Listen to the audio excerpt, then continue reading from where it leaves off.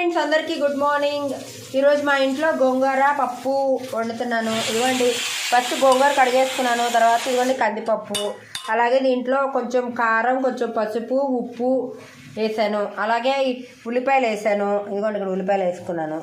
ఇప్పుడు దీంట్లో టమాటాలు వేసుకొని దీంట్లో గ్లాస్ వాటర్ వేసుకొని ఒక 5 విజిల్స్ వచ్చాక పప్పు టమాటా రెడీ. ఇదిగోండి ఇది గోంగూర, ఇదేమని గోంగూర పచ్చడి చేస్తాను. నచ్చితే ఈ వీడియో ఒక లైక్ ఇవ్వండి, మా ఛానల్ సబ్స్క్రైబ్ చేసుకోండి please friends. Subscribe friends. Water వేస్తాను. ఇప్పుడు దీన్ని కుక్కర్లో స్టవ్ పై పెట్టుకుందాం.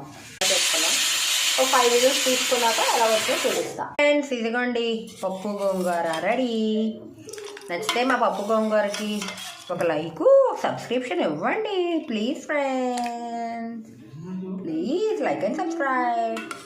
ఇలాగా అన్నంలో కలుపుకొని తిని ఇప్పుడు మీకు గోంగూర పచ్చడి ఎలా చేయాలో చూపిస్తా.